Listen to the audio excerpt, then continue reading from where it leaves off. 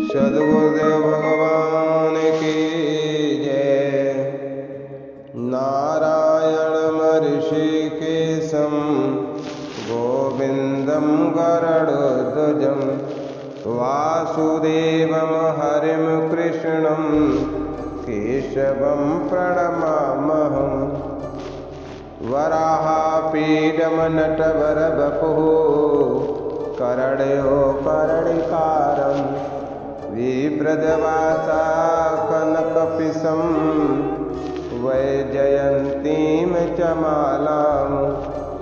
रन्ध्रान् वेणोरधरसुधया पूरयन् गोपवृन्दै नन्दारण्यं स्वपदरमणं प्राविशद्गीतगीरति। अथ श्रीमद्भगवद्गीता प्रथम अध्याय का महात्म्य। श्री पार्वती जी ने कहा, हे भगवान, आप सब तत्वों के ज्ञाता हैं। आपकी कृपा से मुझे श्री विष्णु संबंधी नाना प्रकार के धर्म सुनने को मिले जो समस्त लोकों का उद्धार करने वाले हैं। हे देवेश, अब मैं गीता का महात्म्य सुनना चाहती हूँ, जिसका श्रवण करने से श्री हरि की भक्ति दृढ़ होती है। श्री महादेव जी बोले, जिनका श्री विग्रह अलसी के फूल की भांति श्याम वर्ण का है, पक्षराज गरुड़ ही जिनके वाहन हैं, जो अपनी महिमा से कभी च्युत नहीं होते, जिससे उन्हें अच्युत कहा जाता है, तथा शेषनाग की शैया पर शयन करते हैं, उन भगवान महाविष्णु की हम उपासना करते हैं। देवी, एक समय की बात है, मुर दैत्य के नाशक भगवान विष्णु शेषनाग के रमणीय आसन पर सुखपूर्वक विराजमान थे। उस समय समस्त लोगों को आनंद देने वाली भगवती लक्ष्मी ने आदर पूर्वक प्रश्न किया। श्री लक्ष्मी जी ने पूछा, भगवान, आप संपूर्ण जगत का पालन करते हुए भी अपने ऐश्वर्य के प्रति उदासीन से होकर जो इस क्षीर सागर में नींद ले रहे हैं, इसका कारण क्या है?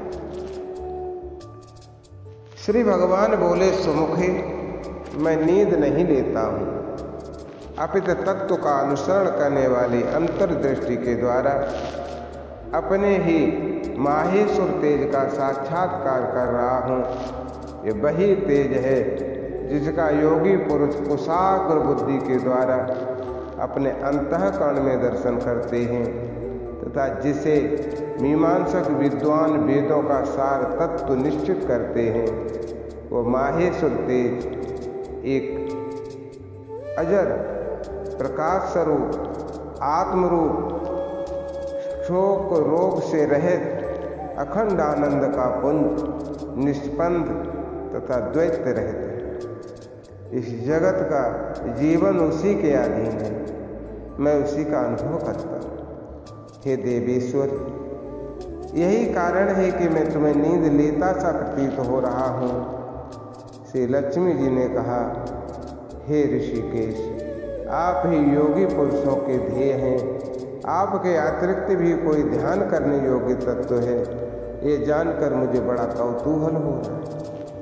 इस चराचर जगत की सृष्टि और संहार करने वाले स्वयं आप ही हैं। आप सर्वसमर्थ हैं। इस प्रकार की स्थिति में होकर भी यदि आप उस परम तत्व से भिन्न हैं, तो मुझे भी उसका बोध कराएं। श्री भगवान बोले, प्रिय, आत्मा का स्वरूप द्वैत और अद्वैत से पृथक, भाव और अभाव से मुक्त तथा आदि और अंत से रहित है। शुद्ध ज्ञान के प्रकाश से उपलब्ध होने वाला तथा परमानंद स्वरूप होने के कारण एकमात्र सुंदर है, वही मेरा ईश्वरीय रूप है। आत्मा का एकत्व ही सबके द्वारा जानने योग्य है। गीता शास्त्र में इसी का प्रतिपादन हुआ। अमित तेजस्वी भगवान विष्णु के ये वचन सुनकर लक्ष्मी देवी ने शंका उपस्थित करते हुए कहा, प्रभु, यदि आपका स्वरूप स्वयं परमानंदमय है और मनवाणी की पहुंच से बाहर है, तो गीता कैसे उसका बोध कराती है? मेरे इस संदेह का निवारण तो कीजिए। तब भगवान श्री विष्णु बोले, सुंदरी, सुनो, मैं गीता में अपनी स्थिति का वर्णन करता हूँ। क्रमशः 5 अध्यायों को तुम 5 मुख जानो, 10 अध्यायों को 10 भुजाएं समझो तथा 1 अध्याय को उदर और 2 अध्यायों को दोनों चरण कमल जानो। इस प्रकार ये 18 अध्यायों की वांगमयी ईश्वरीय मूर्ति ही समझनी चाहिए। ये ज्ञान मात्र से ही महान पातकों का नाश करने वाली है। जो उत्तम बुद्धि वाला पुरुष गीता के 1 या आधे अध्याय का अथवा आधे या चौथाई श्लोक का भी प्रतिदिन अभ्यास करता है, वो सुशर्मा के समान मुक्त हो जाता है। तब श्री लक्ष्मी जी ने पूछा, देव, ये सुशर्मा कौन था? किस जाति का था और किस कारण से उसकी मुक्ति हुई? तब श्री भगवान बोले, प्रिय, सुधर्मा बड़ी खोटी बुद्धि का एक मनुष्य था। पापियों का तो शिरोमणि ही था। उसका जन्म वैदिक ज्ञान से शून्य और क्रूरतापूर्ण कर्म करने वाले ब्राह्मणों के कुल में हुआ था। वह न ध्यान करता था, न जप करता था, न होम करता था, न अतिथियों का ही सत्कार था। और लंपट होने के कारण सदा विषयों के सेवन में ही लगा रहता था। हल जोतता और पत्ते बेचकर जीविका चलाता था। उसे मदिरा पीने का बड़ा व्यसन था। वो मांस भी खाया करता था। इस प्रकार उसने अपने जीवन का दीर्घ काल व्यतीत कर दिया। एक दिन मूढ़ बुद्धि सुशर्मा पत्ते लाने के लिए किसी ऋषि की वाटिका में घूम रहा था। इसी बीच में काल रूपधारी काले सर्प ने उसे डस लिया। सुशर्मा की तत्काल मृत्यु हो गई। तदनंतर वह अनेक नरकों में जा वहाँ की यातनाएं भोग कर फिर मृत्युलोक में लौट आया और वहाँ फिर वो बोझा ढोने वाला एक बैल बना। उस समय किसी पंगु ने अपने जीवन को आराम से व्यतीत करने के लिए उसे खरीद लिया। बैल ने अपनी पीठ पर पंगु का भार ढोते हुए बड़े कष्ट से 7-8 वर्ष बिताए। एक दिन पंगु ने किसी ऊंचे स्थान पर बहुत देर तक बड़ी तेजी के साथ उस बैल को घुमाया। इससे वो थक कर बड़े वेग से पृथ्वी पर गिरा और फिर मूर्छित हो गया। उस समय वहां कुतूहलवश आकृष्ट हो बहुत से लोग एकत्रित हो गए। उस जन समुदाय में से किसी पुण्यात्मा व्यक्ति ने उस बैल का कल्याण करने के लिए अपने पुण्य का दान किया। तत्पश्चात कुछ दूसरे लोगों ने भी अपने अपने पुण्यों को याद करके उन्हें उसके लिए दान किया। उसी भीड़ में एक वैश्या भी खड़ी थी। उसे अपने पुण्य का पता भी नहीं था, तो भी उसने लोगों की देखा देखी उस बैल के लिए कुछ त्याग किया।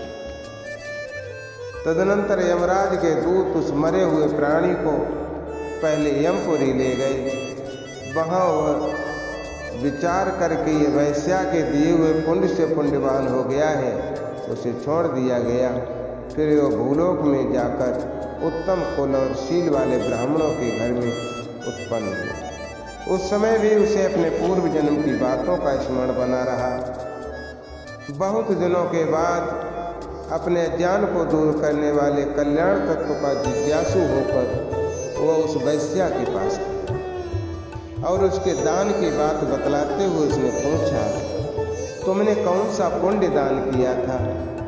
तब वैश्या ने उत्तर दिया, वो पिंजरे में बैठा हुआ तोता प्रतिदिन कुछ पढ़ता है, उससे मेरा अंतःकरण पवित्र हो गया और उसी का पुण्य मैंने तुम्हारे लिए दान किया था।